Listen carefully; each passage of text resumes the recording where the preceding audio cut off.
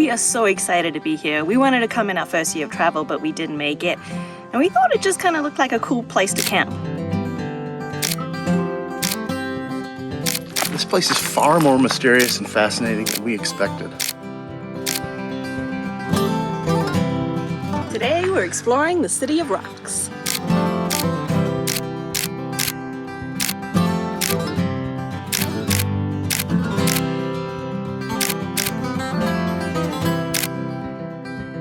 Now, there have been many different types of inhabitants in this area. Spanish conquistadors even spent time in this area.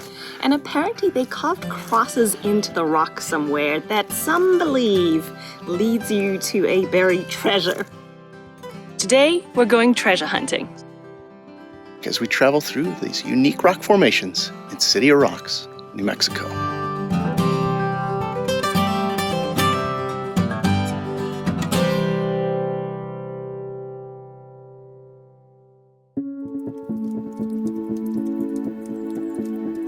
These fascinating rock formations formed over millions of years, and some of these columns stand up like 40 feet.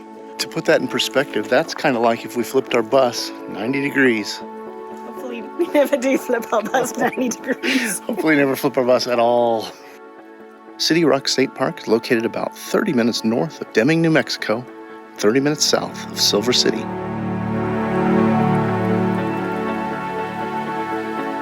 Now, other campers had recommended that we come here, so we'd seen some photos of the campsites, and so we were expecting to see like rock formations as we were approaching, but it was weird. There was just like these flat plains of nothing, just shrubs.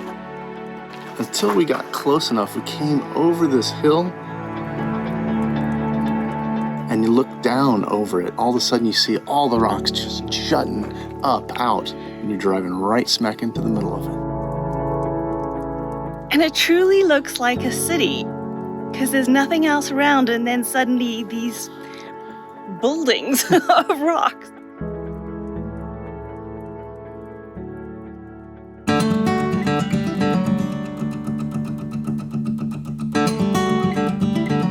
The area is really known for its unique camping spots where you get to park your rig or tent right amongst these giant rock formations.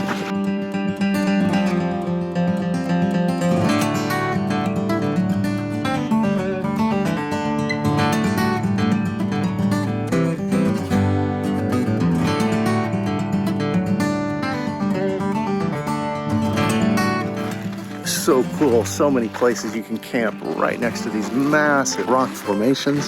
And it also has like a diverse bird life here. The birds love to find these little holes in the rocks where they can build nests. We built thrashers and cactus wrens, canyon touches, gambler's quail. There's owls, there's hawks, rock wrens, says, phoebes, sparrows, scaled quail. There's ruby-crowned kinglets, 1,000 solitaires. That's a lot of birds.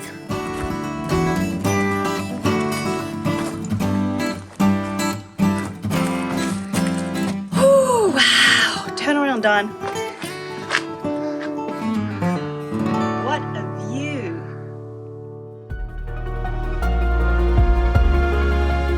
So 35 million years ago, this area in New Mexico was just like flat grassland. Now, at that time, mammals did live here. There were these giant pig-like animals. It was also home to these large rhino-like animals and giant horses, massive hippo-like animals, and the ancestors of what we now know today as horses and camels. Oh, look at this little window.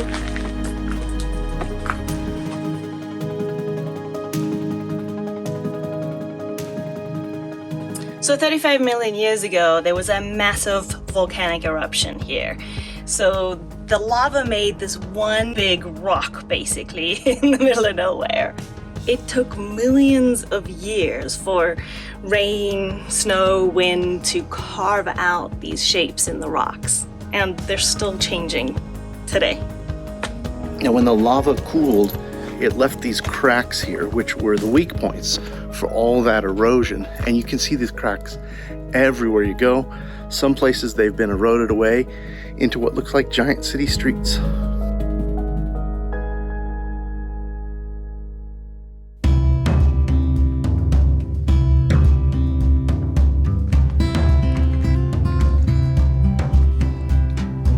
It's really pretty easy to walk around. Like, if you watch this channel, you know I'm not fond of rock climbing or rock scrambling, but these are just so easy to walk up and down.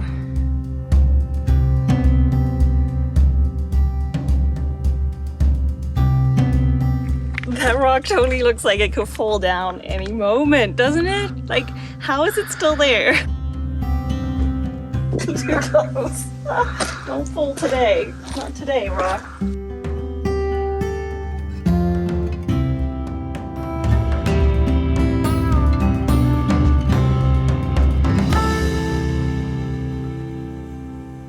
Thanks to TST for partnering with us and sharing the TST R002, a 20-inch moped-style electric bike.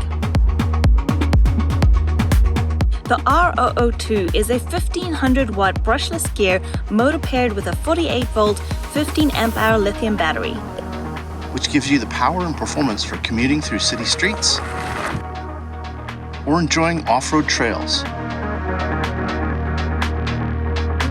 With a top speed of 32 miles per hour and a range of up to 65 miles. With a full suspension system, including front and rear shock absorbers, the R002 provides a smoother ride over bumps and uneven ground. I've had other e-bikes, but the dual suspension and the seat make it so much more of a comfortable ride. The suspension paired with these 20 by 4 inch tires offers stability and traction for paved or unpaved surfaces. Choose between 3 riding modes: full electric, pedal assist, or manual, depending on your preference. The LCD display keeps you informed about your speed, battery level, and pedal assisting. The extended motorcycle saddle is designed for comfort, accommodating riders up to 450 pounds. I personally love this big padded seat. It's so much more comfortable than a little bicycle seat. The R002 has front and rear lights for enhanced visibility and safety. It's a really nice looking bike. Plus, if you want to geek out, you can see how far you've gone, all kinds of other information by using the TST app.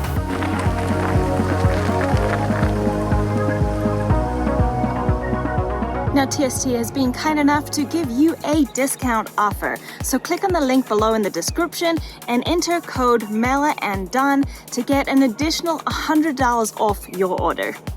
Now let's get back to that treasure hunt.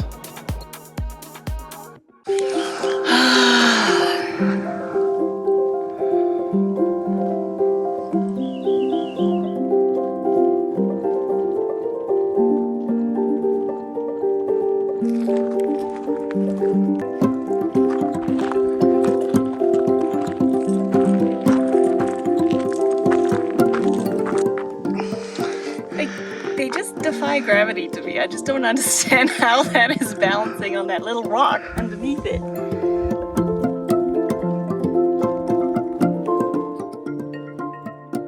I really like this one because it looks like a heart just barely balancing on its tip. I think this is the Kisses corner.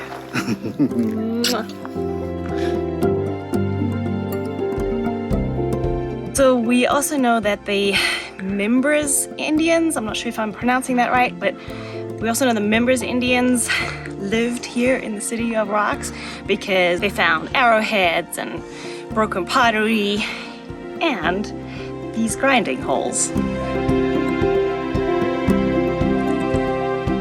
If you've traveled around the Southwest, you've probably seen these grinding holes in other areas. And it's because the Indians would use these to grind their grain so they could turn it into other kinds of food, like wheat into flour, or the way people grind corn into tortillas.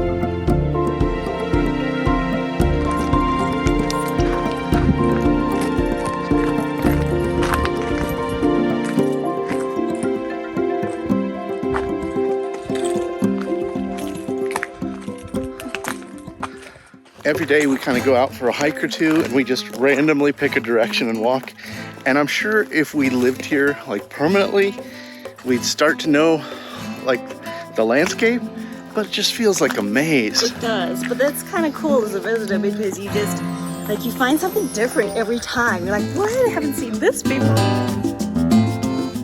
We've been hiking for 30 minutes and just realized where we are in the park as we see our camp spot down in the valley below.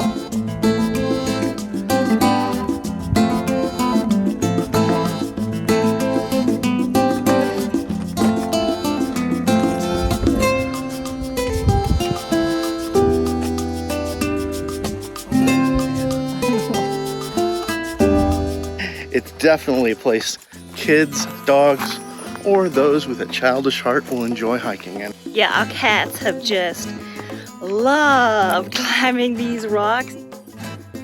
So even Pizzicato, who's pretty scared about going outside, has come out.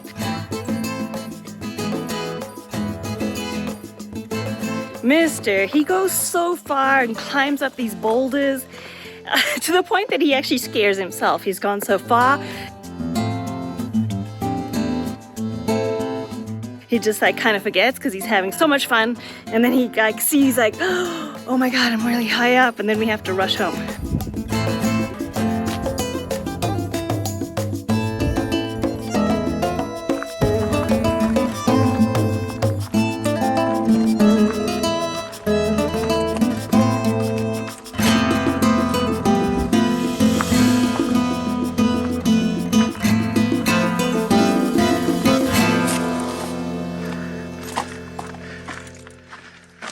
Something.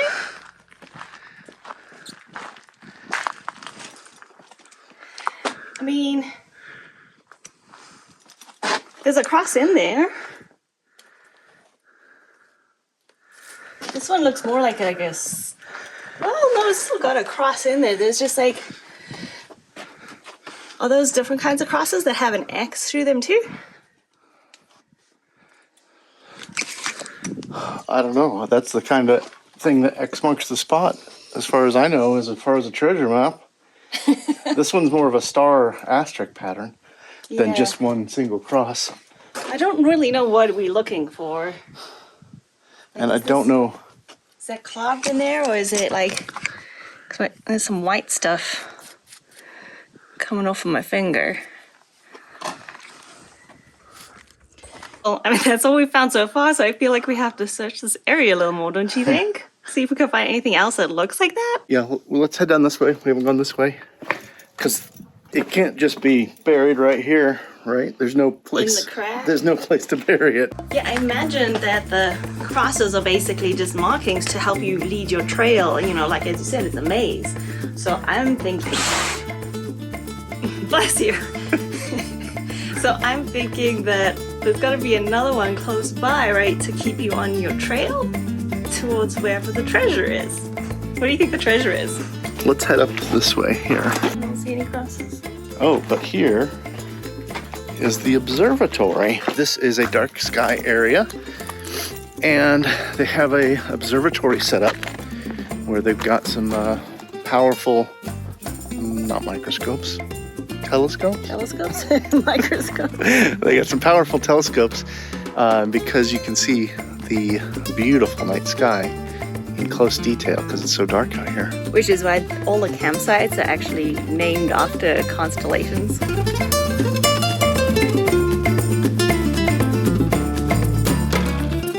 So even after the Indians left, humans have always been attracted to these rock formations.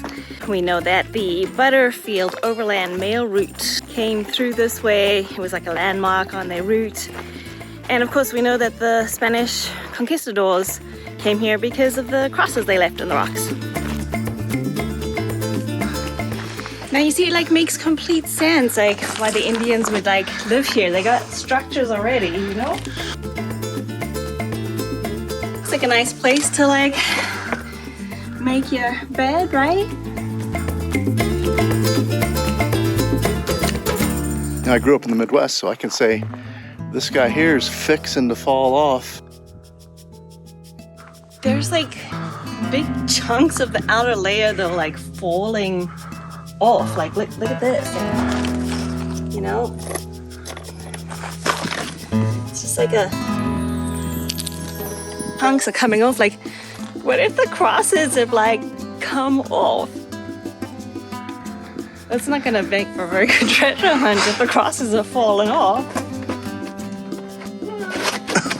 Oh no. Oh, that's too steep. Okay.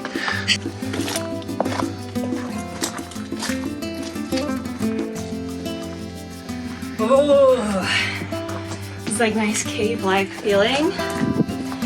Put your fire right here. Sit around. Got a view. A little bit of shelter.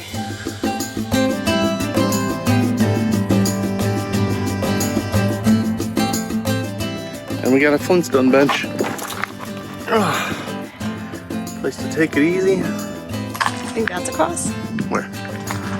Right. Is that too weird? It goes down there and across. It's like a little bit like that though. I think I'm trying to. Where are these crosses? I'm trying to make some crosses up here.